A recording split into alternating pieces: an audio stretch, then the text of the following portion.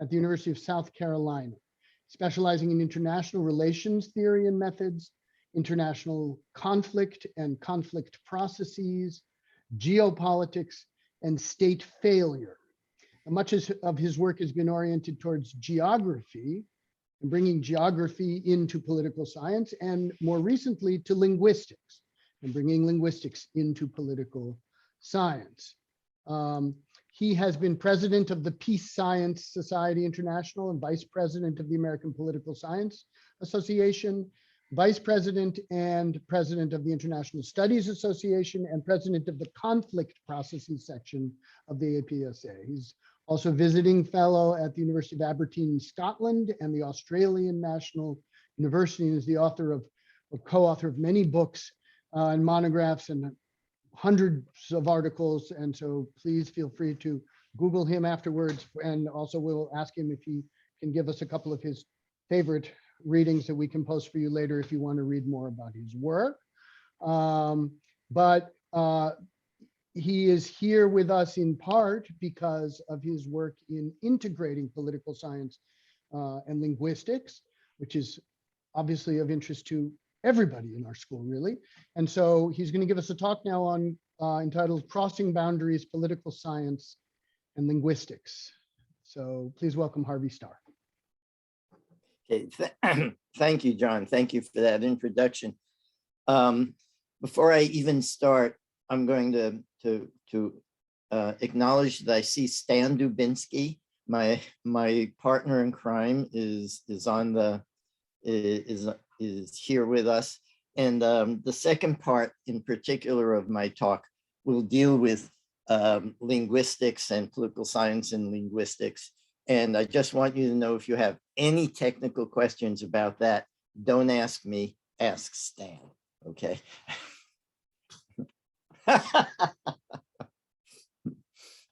Okay, thank you. So let's just jump right into this. When I was looking at the NYI website, I was struck by the comment on that site about escaping the constraints of traditional academic boundaries. Given that this has been a major theme in my own work, I thought I would say a few words to share my take on crossing boundaries, the interdisciplinarity and the intersections among the social sciences, and then noting an Asian structure formulation that I developed to do so, and then my work with Stan, which we have now pursued for a number of years. So I'll start right now. In retrospect, what I realized is that in high school and college, I was developing synthesizing skills, which meant bringing things together to make greater sense from and a greater whole from various parts of course. And in fact, I chose graduate school at Yale back in 1967, not 1867, 1967. Because it was said to be more social science oriented of the schools that I had been accepted in. And I'm going to take a little side note here. I have argued in various places that one of the key questions about theory is, where does theory come from? And my answer has always been just about everywhere. Anything can spark a nascent question, hypothesis, proposed relationship, model, etc. The key is looking across prior literatures, drawing from unexpected sources and putting things together in unexpected ways, which is, of course, synthesis. Across my career, I've been adept at seeing these sort of synthesis. The accumulation of knowledge is not possible without it. These perspectives are in turn vital in understanding that science is a social enterprise, okay? Scholarship is a social enterprise, that all research flows out of previous work, previous speculations, concepts, more formal hypotheses, frameworks, theories, etc., data sets, research projects. All scholarship is a social enterprise building on what came before it. It is important to recognize that researchers rarely come rarely, if ever, come to some topic de novo. Researchers are cutting into some ongoing research enterprise being pursued by other scholars at different stages of their own careers and their own projects, their own research programs. New theory can emerge inductively from new research results that others have come to, and deductively from others have thought about and speculated about how the world works. All this leads up to one punchline here. The literature review is thus crucial in crossing disciplinary boundaries, because such reviews should not, need not, you shouldn't limit it to your own field, right? If theory can, which is the basis of all your research, can come from anywhere, right? It's the starting points are there. And it's just not the literature in political science or economics, although economists or sociologists, you have to go further. A political scientist named Jim Rosenow wrote an article called Thinking Theory Thoroughly, and he had 10 items there. But one item on his list was, to think theoretically, one must be predisposed to ask about every event, every situation, every observed phenomenon of what is this an instance, right? In so doing, we often find ourselves falling back on the broad concepts from other social sciences. Indeed, when I look back at my own graduate training in political science, international relations, the most imposing figures in the literatures that were assigned were from other fields, economics, sociology, anthropology. Another political science, J. David Singer, in it is a classic article, examined the relevance of the behavioral sciences to the study of international relations. And he argued that we could benefit from borrowing the methods, the findings, and the concepts of the other behavioral sciences. In this sense, concepts are vital to that question of Rosenow, of what is this an instance, right? As noted above, any researcher does not come de novo to his area, to his research. For students of international relations, important research for literally every question we wish to address has been carried on by scholars in the other social and even physical sciences. Just to note, the political science syllabus materials from the other disciplines that I had in graduate school were never presented as something separate from political science, which were, oh, by the way, could be useful to us, but they were presented as part of the tapestry of the literature relevant to whatever issues the specific time. A key contribution of the Yale program to my thinking was its multidisciplinarity, to think broadly as an empirically oriented social scientist, and then when specializing in political science. A useful definition of multidisciplinarity is an activity that draws on knowledge from different disciplines, but stays within their boundaries. On the other hand, interdisciplinarity goes beyond that. It analyzes, synthesizes, and harmonizes links between disciplines into a coordinated and coherent whole. So the basis of my coming to interdisciplinarity was the multidisciplinarity of Yale.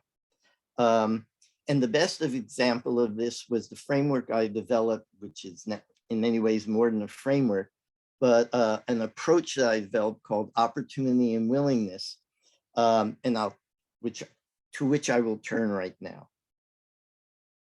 I want to discuss opportunity and willingness in terms of interdisciplinarity, because it is an agent structure model, right? And that agent structure models force scholars to cross levels of analysis, to cross boundaries between disciplines. It is an engine of interdisciplinarity. The seeds of opportunity and willingness came to me in graduate school with the work of Harold and Margaret Sprout. Now, these were political scientists, but were also major figures in geography and later in the environmental studies. They set the stage for my thinking in terms of agents and structures. So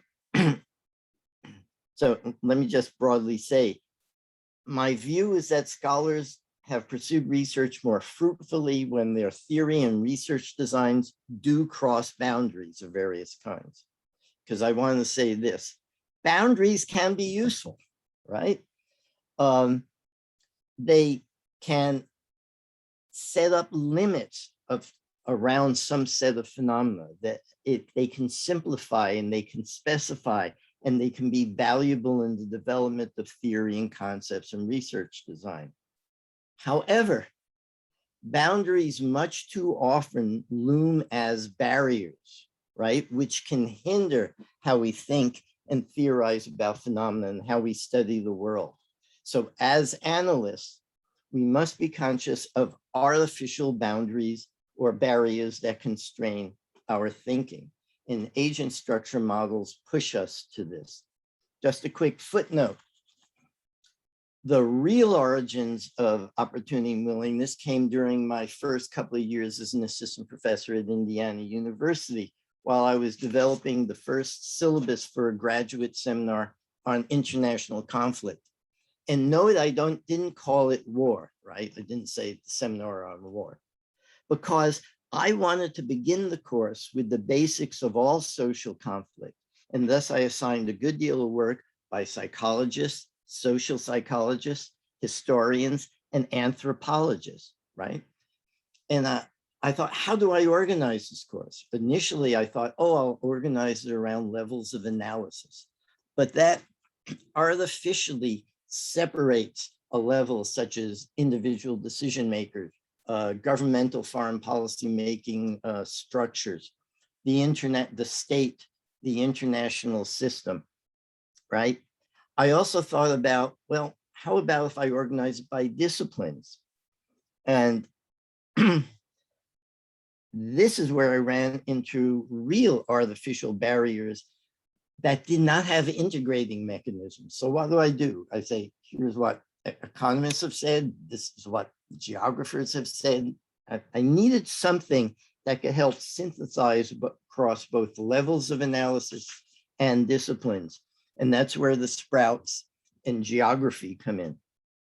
If we go, the aim of their work was to develop an anti-deterministic approach to geopolitics in order to move away from the deterministic views of geopolitics from the 19th and early 20th centuries, right? They introduced something that was revelatory to me, and it's probably simple to you, the ecological triad. This is what these are their terms, which composed of an entity, an environment, and the entity-environment relationships. They did this because they wanted to develop several alternative ways to think about the entity-environment relationship that would replace the strongly realist determinism of geopolitics that had existed previously. And they developed a set of these alternatives, but I have used 3 of them as the basis for opportunity and willingness. The first of these mechanisms, in essence, borrowing concepts from geography, going back to Singer, is possibilism, right? And this becomes very important because prior to that, determinism not only was only one form of the entity-environment relationship, but it was like the only one, right? And determinism said there is no place for human choice. The geographic setting will determine what will happen, okay? It was a form of the entity-environment relationship in which the full causal force flows from the geographical environment to the human or the institutional environed entities. So that's why the Sprouts came up with these alternatives. And environmental possibilism was the key one where they started. In their words, possibilism was the initiative lies with man, not the milieu which encompasses him. Possibilism rejects the idea of controls or influences pressing man along a road set by nature, or which they put in capitals, or any other environing conditions.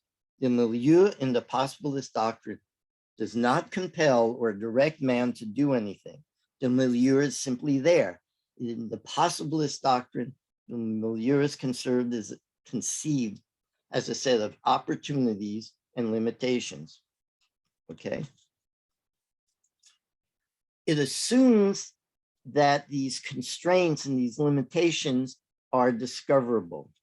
Once these limitations are known to some degree, then another form of the entity environment relationship comes into play, which they called environmental probabilism. As the humans in the decision units of any entity, an entity could be an individual, could be a group, could be an organization, right, surrounded by a context, that's agent structure. As humans in the decision units of any entity view their environment, the characteristics of that environment provide cues as to the probability of certain outcomes. The environment not only presents the entity with what is possible, but what choices would be more or less likely under particular circumstances. If possibilism rests on the most basic notion of choice, and then elaborated by probabilism in that some choices will be more or less likely, then there is one more component which is essential to the Sproutian alternative to determinism. And they call this cognitive behaviorism. To me, this is key.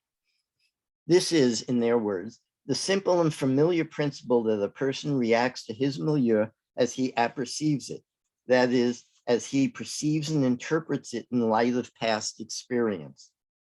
The psychological milieu is how humans see the environment and includes their images of the environmental context. Thus, the entity-environment relationship depends on the perceptions of the entity. Now, this is a conception of the entity-environment relationship as far removed from determinism as possible.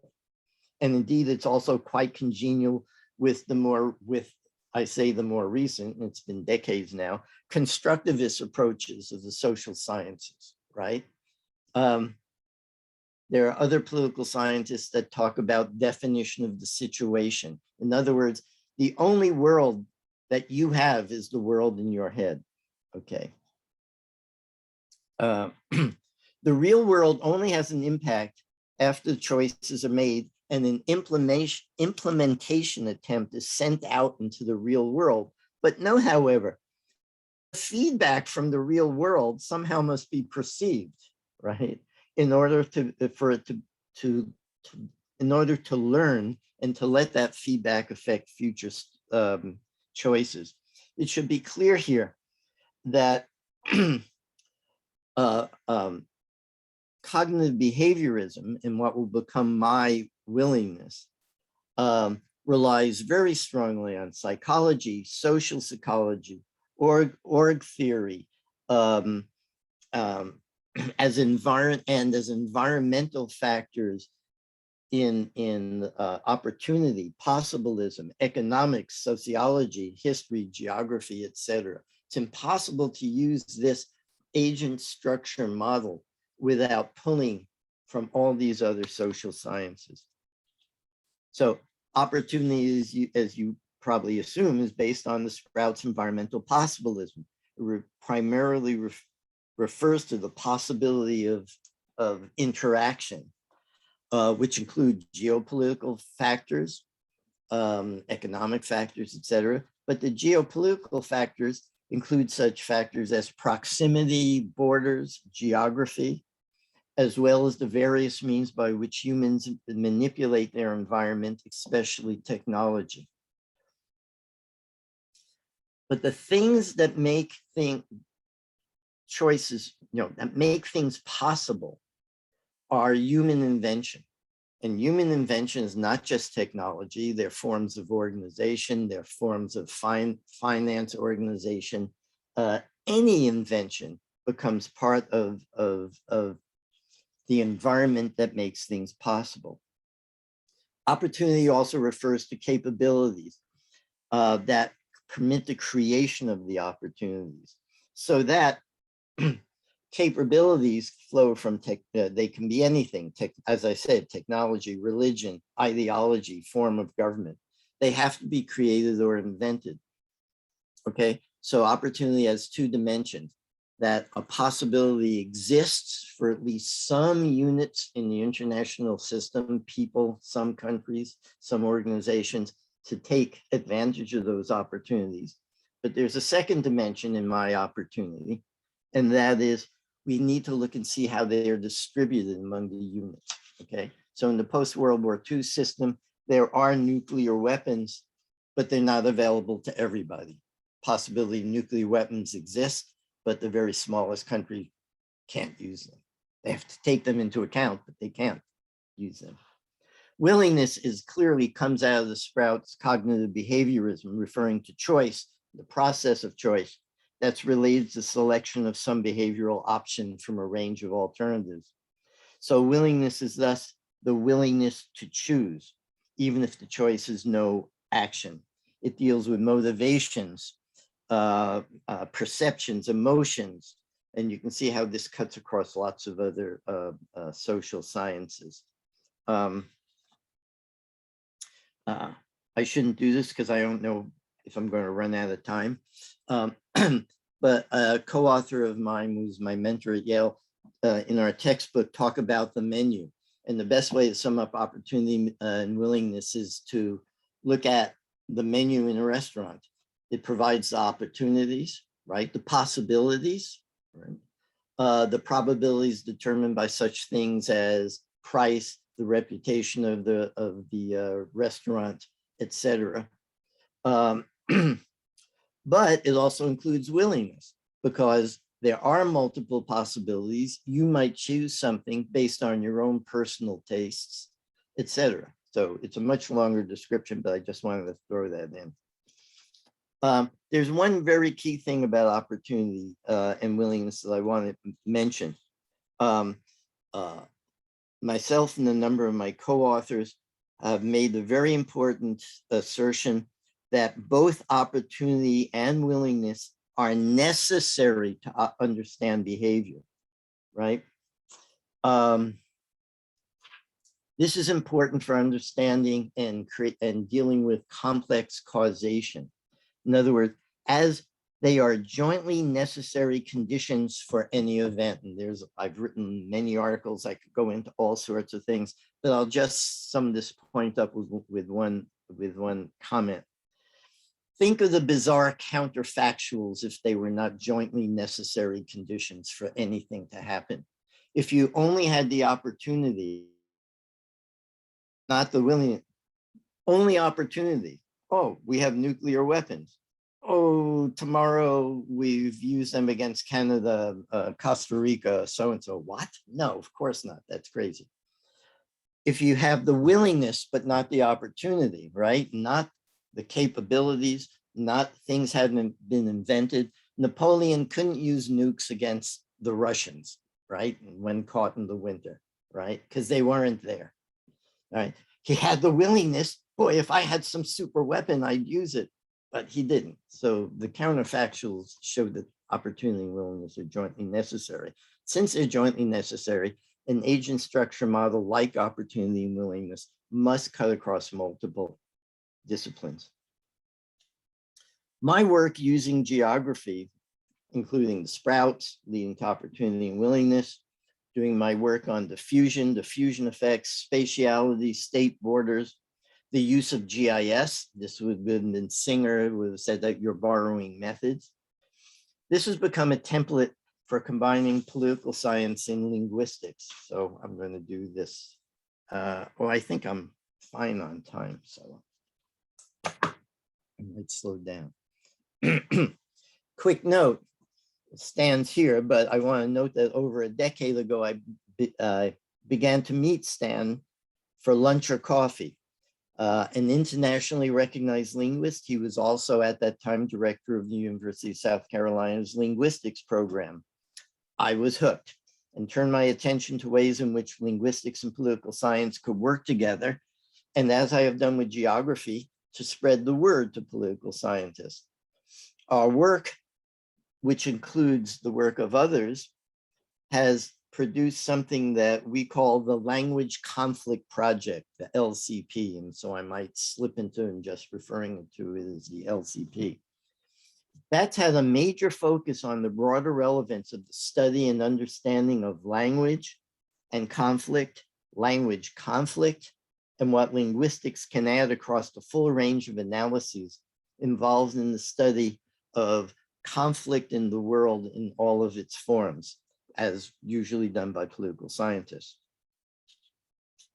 And again, the assertion of the relevance of linguistics rests on recognizing the importance of context for any analysis. As noted, the importance, utility, applicability of any theoretical construct depends on proper specification and the understanding that any theory or model or hypothesis will only operate under a certain set of conditions. We have argued that including language and linguistics into the literatures dealing with conflict has been underrepresented in the context required for a full study and understanding of conflict.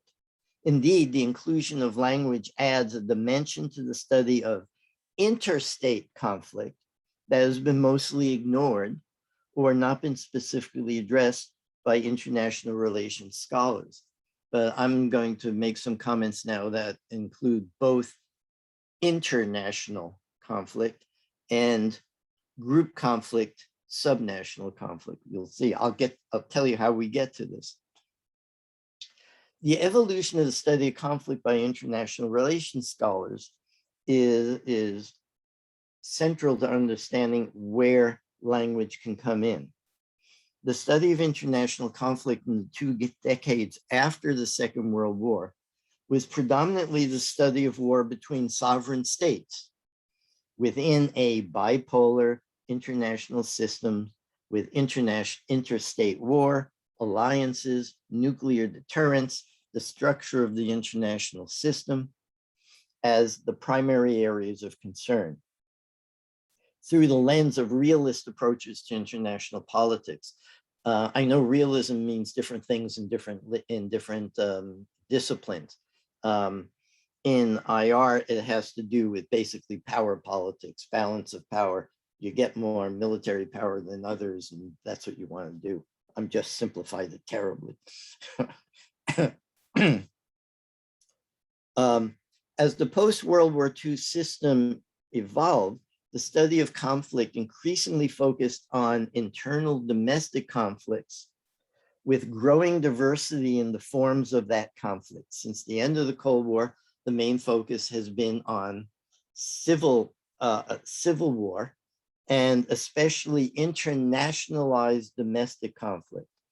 The study of civil war has led to an increasing focus on the various internal opposition groups faced by governments and their goals and their grievances. There's also an increasing focus on the diversity in the numbers and the types of subnational and non-state actors. These post-war and especially cold post-war forms of conflict lead me to one of the main arguments for us looking at language, because we're looking for the centrality of language and ethno-linguistic factors. If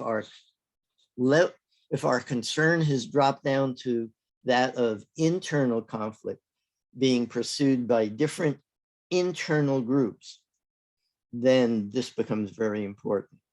Non-state actors all draw upon the multiple identities that individuals have, racial, religious, tribal, ethnic, or language-based identities.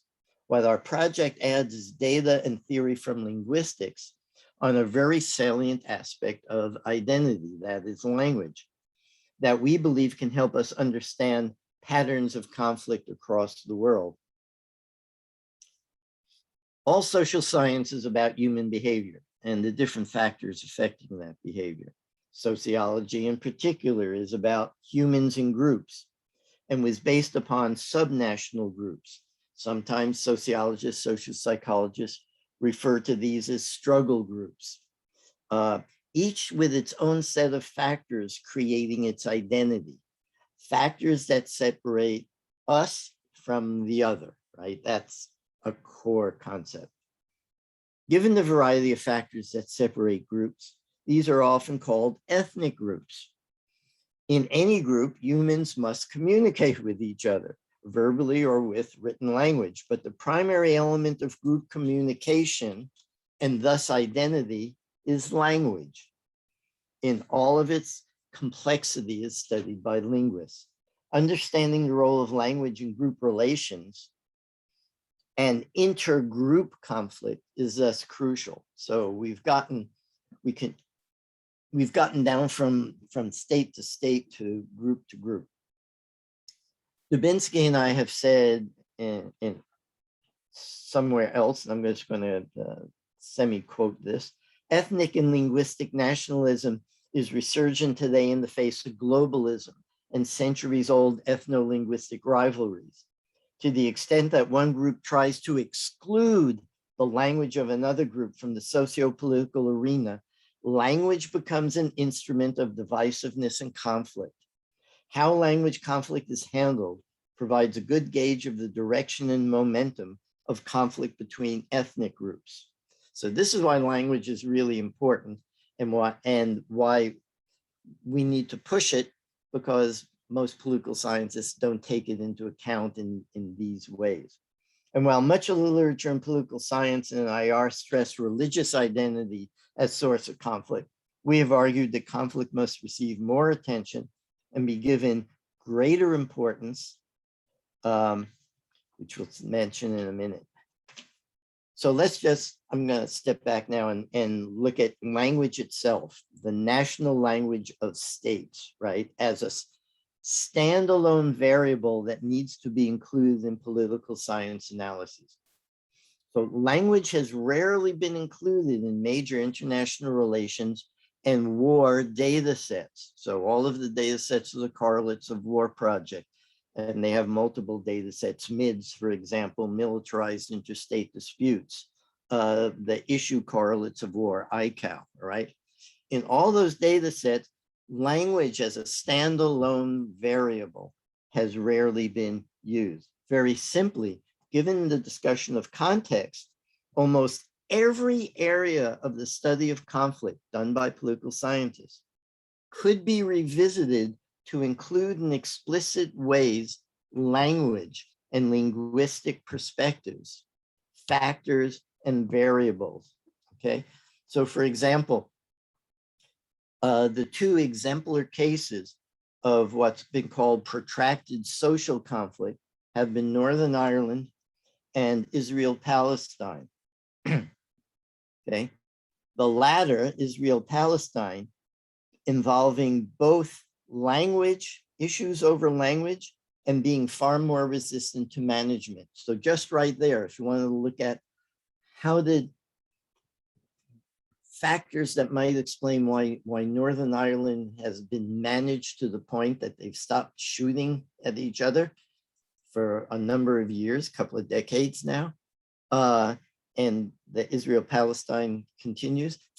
Language may be a bigger factor than most people think. A great deal of work by RF scholars, and including myself, has been on the effects of borders on interstate conflict and cooperation. Most of these things can flip and be related to cooperation as well as the diffusion of conflict. I have used GIS analyses, borrowing methods. I've used GIS analysis on the nature of borders along 2 dimensions. Ease of interaction, how easily things can be moved by land from one place to another. And the importance or the salience of a border. In other words, the types of facilities, the important cities and things that exist along that border. So I use GIS to look at ease of interaction and salience of borders. This analysis would have been enhanced by adding a data set covering the language of the 2 states. That's the simplest way. But more importantly, looking at more specific local or regional languages and dialects along those borders, all right? We could have done that the way the GIS was set up, but I did this before I met Stan. I did this in my geographic period, and I didn't think about language. But in retrospect, I think that would have been a very important variable. So that's just one example that in most analyses of conflict, language or language variables could be included. So let's turn a little bit more to intrastate conflict and ethnicity and return briefly to geography. Another way of highlighting the importance of language comes from geography. Geography are concerned with distance, which can be conceptualized and measured in a number of different ways. There's absolute distance, feet, yards, miles, etc. But the most interesting measures concern forms of relative distance or location. Time distance, how long it takes to go from one place to another. Cost distance, how much it costs to go from one place to another. Or social distance, and that's where I want to go into this. Social distance is measured by the number of interactions between individuals. It is assumed that people who are very close to each other will interact more. But although people might be very close in terms of absolute distance, people might not interact proportionately to those who are closest. Social distance means that individuals who share the same location might not interact for a variety of reasons. Class, caste, ethnicity might be another one of those reasons. It is important to note that large social distances between individuals in the same absolute location might be the result of different languages and different dialects. So this is another place where language and linguistics can come in. One aspect of the language conflict project is applicable to the concept of ethnicity. The development of the language conflict data set presents in part a fuller and more detailed conceptualization of ethnicity as it is currently found in extant data sets projects. But what is the place of language in the conceptualization of ethnicity? Extensive and rich data sets, such as that of minorities at risk, have language variables included as only one component of ethnicity or ethno-cultural distinctiveness, usually is one part of indices that are created. Studies using these data sets do not parse out the different contributions of language to ethnicity or the different meanings of language and ethnicity. In some, international relations scholars are usually unaware or do not fully understand the issues raised in the debates over conceptualizing ethnicity, as well as the role of language in the creation of data sets and indices. At least one could look at differentiating among languages, official languages, lingua francas, local varieties, or dialects.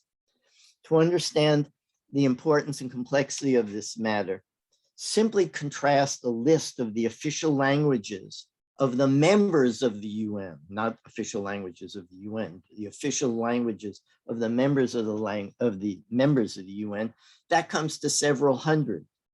But Compare that to the far greater list of languages found in ethnologue, which is almost 11,000, or in glottologue. Political scientists need collaboration with linguists to deal with the nuances of what constitutes languages, families, groups, and levels of mutual understanding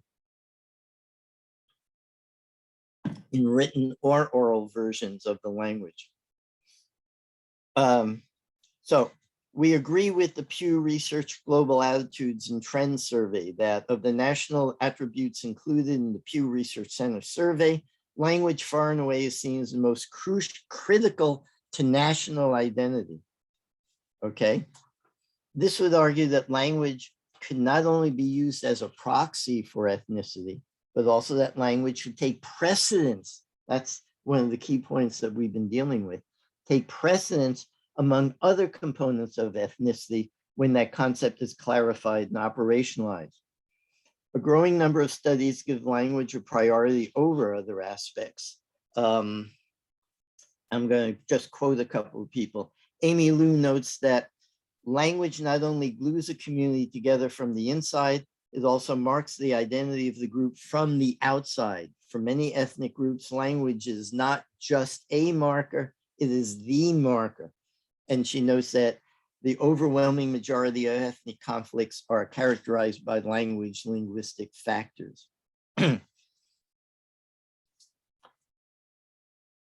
Let me quickly look at another political scientist named John Coakley.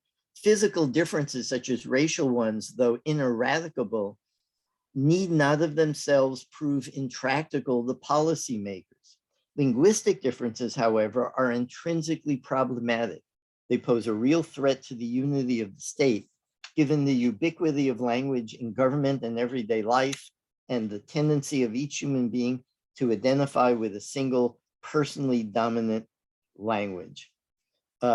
Another study by Niels Christian Bormann and his colleagues, I've cited in other places, because the results clearly show that language has more impact in ethnic conflict than does religion.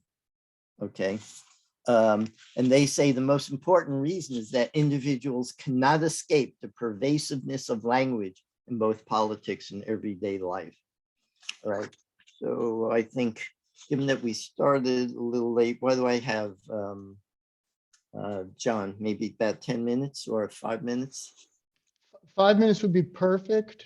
Okay. We're, pretty Okay. free. All right. Oh, all right. So, given the role of language in ethnic identity, conflict scholars could benefit from figuring out ways to include language in conflict. One way would be to look at a typology like the one developed by William Davies and Stan Dubinsky, a typology of language conflicts. And I'm just going to read out identify these things very quickly and then move on to one last point. There are 6 types. Indigenous minority conflict, involving some indigenous people in a dominant group that has settled and appropriated their territory. Geopolitical minority conflict. Linguistic conflicts arise as a consequence of changed borders. Borders may shift because of war, conquest, post-war treaties, political unifications, political dissolution. Hungarians in Slovakia. An example of the first one, or the Ainu in Japan. Third type, minorities of migration conflict, arise when an ethno-linguistic group moves into a territory dominated by a linguistically distinct population. Koreans in Japan from 1910. Competition for linguistic dominance conflict. 2 groups hold sway in some region of a country. Their linguistic conflict is part of a struggle for dominance of one group over the other. The Flemish and the Walloons in Belgium, for example. Global versus local languages. This is 6. One group or class instrumentalizes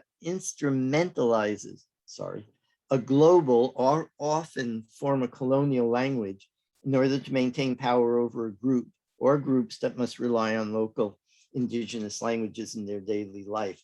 So Stan has often pointed out the French and Wolof in Senegal. More importantly, political science needs linguistics to get at important dimensions of language, especially for understanding the true, I'm saying true, on the ground, number and distribution of multiple languages that are found within many countries, that distinguish ethnic groups, and that are not captured by simply noting a national language. That is, linguists can get a better understanding of the diversity of the language within a given state, or what might be the distance between languages.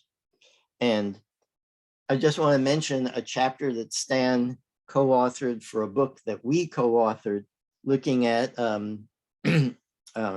Hebrew-speaking Israelis and Arabic-speaking Palestinians, but other members, citizens of Israel or people living in Israel. And if I've got it right, Stan, there were 5 different dialects, which, although oral dialects, that were in fact quite distinctive and in some ways as understandable as Italian might be to those who speak Spanish and vice versa. So these are the sorts of things I could have measured along borders, but these are also the things that most political scientists have no clue about. Now, we have done significant work on diversity and language distance, and I don't have time to actually talk about that, but those are significant components of a NSF proposal it's just about to be submitted. But I will mention this briefly because you can get some idea. One example is on the work that the Language Conflict Project is doing to develop better measures of linguistic distance. And 4 vectors of linguistic distance were developed along the lines of phonetic, phonological, lexical, grammatical, and orthographic. And these each give the capacity to affect conflict participants in different ways, which I can't go into even if I had time. But I wanted you to understand some of the ways we did deep dives into linguistic in our work.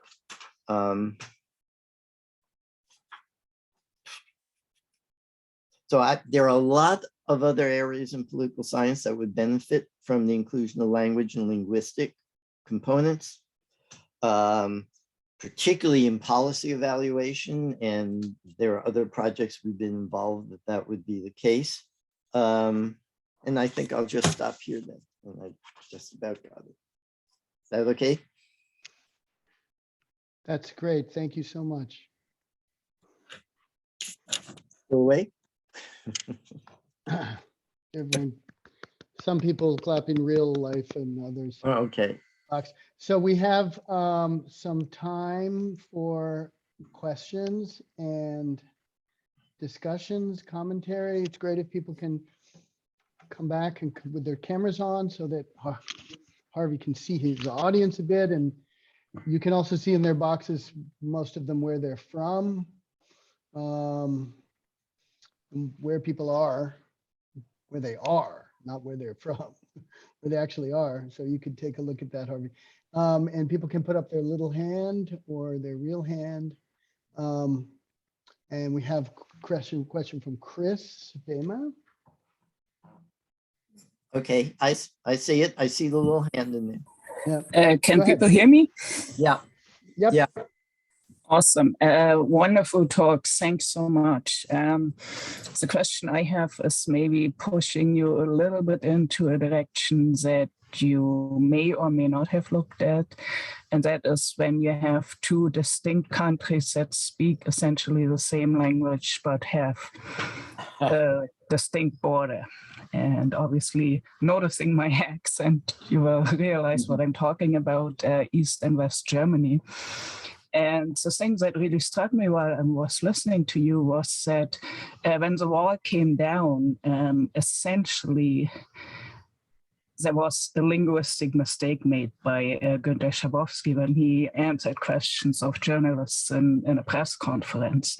And so I guess for especially linguists, that might be something really, really interesting to look at and to interpret. So I was just curious if you have at all looked at those kind of examples. We have talked about in various cases different dialects, in that in essence you're speaking the same language but you have a different dialects. But Stan has also done work on different accents and how they can trigger different responses. So did I skip that in one of the forms of language conflict, Stan? But there are what am I specifically trying to remember?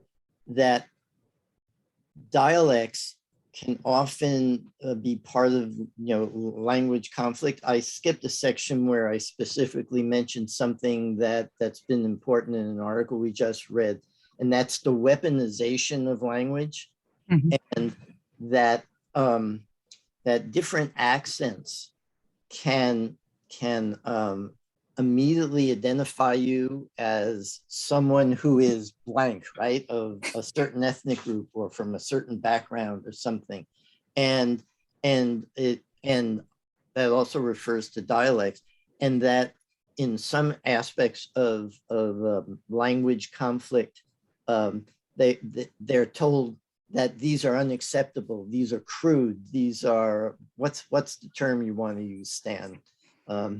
Let Stan jump in here. Well, I'll just jump in and say that different varieties of language have typically been used as effectively as boundaries, borders between people, and the earliest instance of that is from where we get the word shibboleth. Shibboleth being a word that refers to a stalk of wheat in biblical Hebrew, and it was the code word that was used during the civil war among the Israelite tribes when one defeated tribe was trying to cross the River Jordan.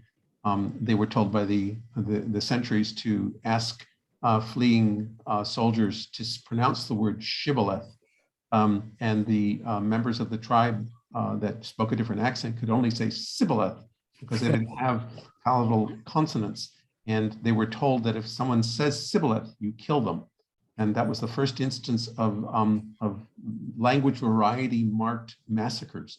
It goes back, 3,500 years, but it's not something that has been, it's something that's repeated itself in enormously interesting ways over the course of the last few millennia. So yeah, I mean, dialect is a piece. Yeah. So let me.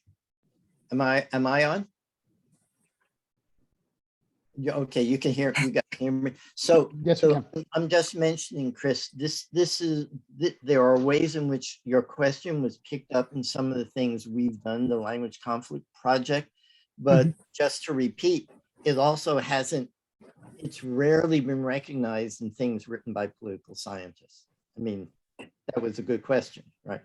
There's another thing that I thought you might have been going to, and Stan knows this far better than I do, and that's,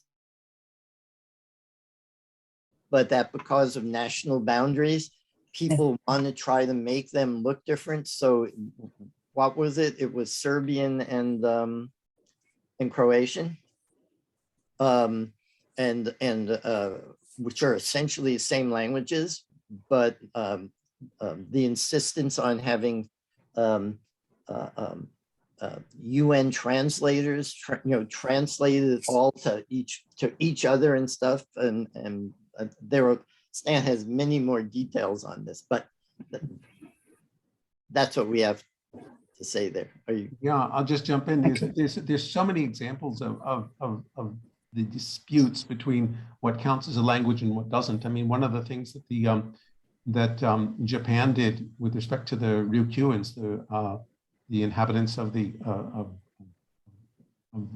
islands south of Japan, the Ryukyu Islands, was to declare that they all spoke a variety of Japanese. Now that is in spite of the fact that the Okinawan language was separated from Japanese 2,000 years ago. That didn't perturb them one bit. They just called it a dialect of Japanese, and moreover a bad dialect of Japanese.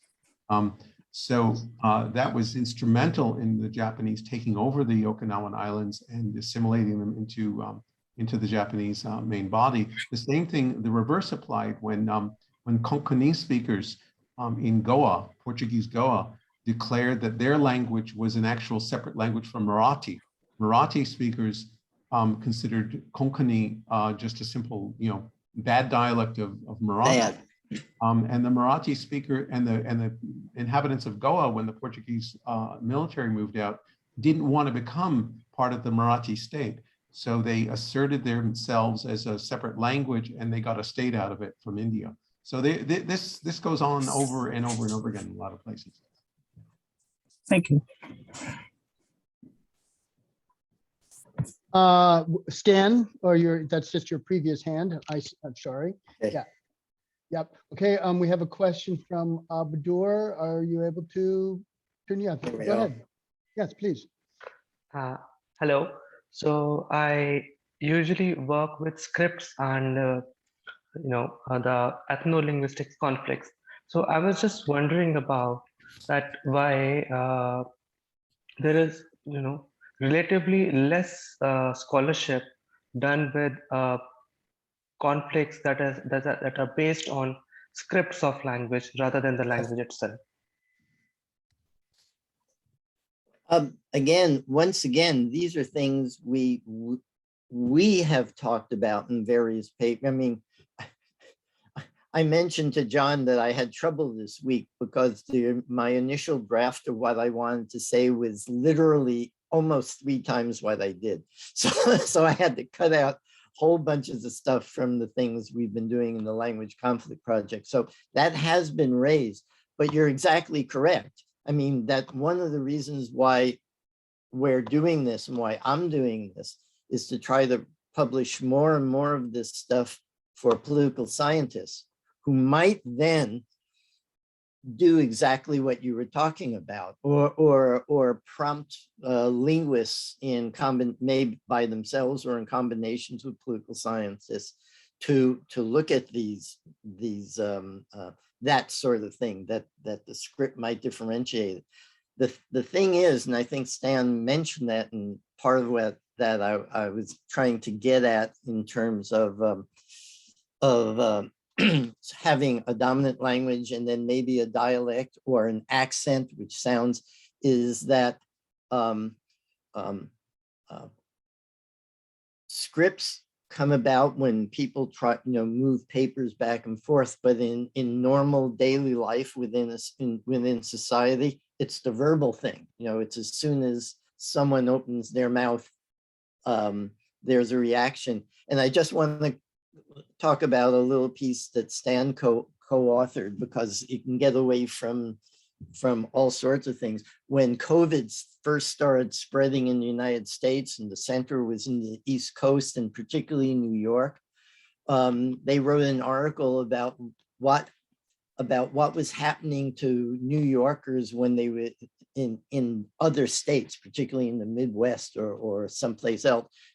When they'd show up in the store and start talking in that New York accent, I can't even do it anymore. I mean, I grew up with it. They immediately say, "Get out," right? They didn't want to have anything to do with them, go away, because they assumed that there was something there. But it's the person to person talking. But you're right, that stuff should be studied as well. And that's yet another thing that political scientists don't look at when they're talking about various ethnic conflicts. Okay. That certainly answers my question. Thank you. Stan, yeah, go ahead. Yeah, I put the link to that little Mm. conversation piece up in the chat if people want to look at it. Yeah, one of the things that you said, Harvey, which I think is really important to just stress here, is that linguistics has yet to contribute what it can to the kinds of analyses that political scientists are trying to do. I mean, Harvey, you were talking about social distance, and you mentioned accurately the idea that language distance can be a type of social distance. And one of the things that political scientists have tried to do is to measure language differences. And they've done it, the best they know how. And unfortunately, the best they know how seems to be to use phylogenetic difference, language family tree differences to calibrate linguistic difference, which is, completely misbegotten in terms of what you're going to get out of it. And that's one of the reasons that we have taken to try to instrumentalize different vectors of difference. In other words, orthographic difference, phonological differences, grammatical differences, and of course, lexical differences, because only through that can we really measure how distanced two communities are from each other.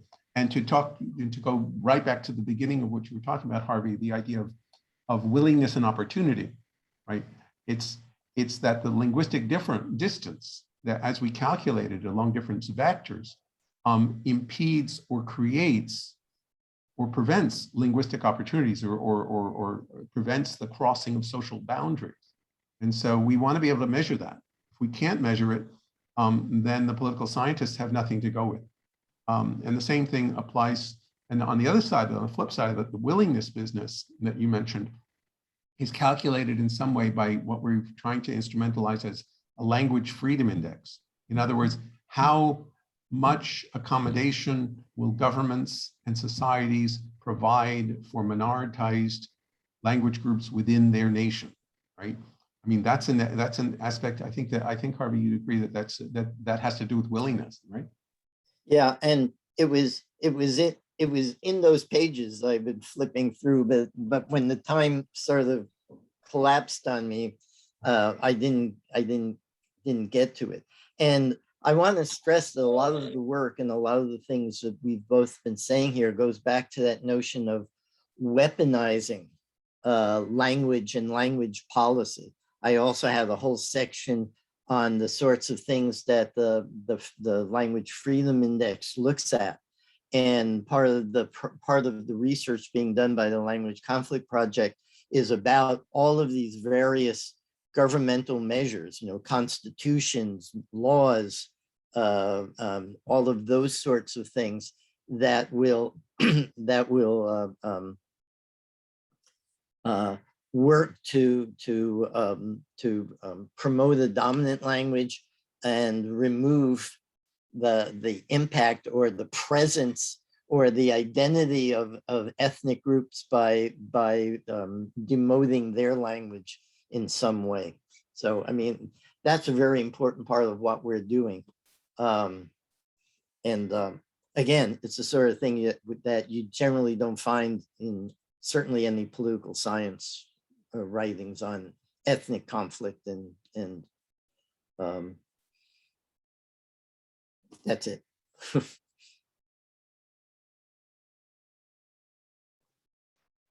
Are there questions? Thank you. Other comments or questions?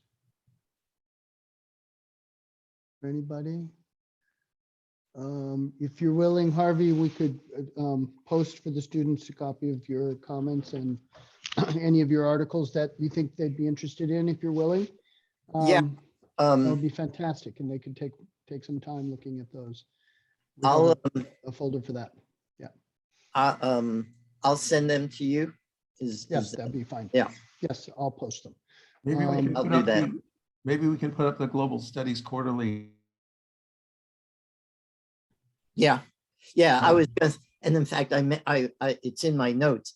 We have an article forthcoming in the Global Studies Quarterly. It's an International Studies Association journal about language conflict, the weaponization of language it's a special issue on cruelty and conflict, and we try to demonstrate how some of these policies certainly qualify as cruel in the way dominant groups, people who run, groups that control the government,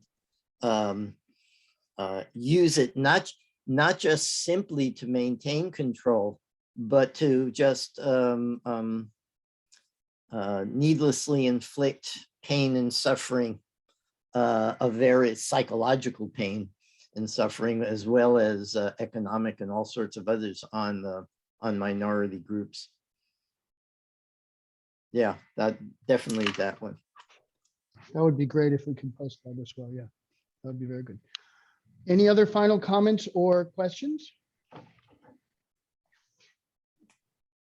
A lot to think about. I just wanted to thank the lecturer today for a very informative presentation. I'm looking forward to reading the materials once they are shared with us. Thank you very much. You're welcome. Thank you. In that case, let us thank Harvey one more time in whatever method you use. I use all methods. And we look forward to reading those. And have a nice evening, everybody.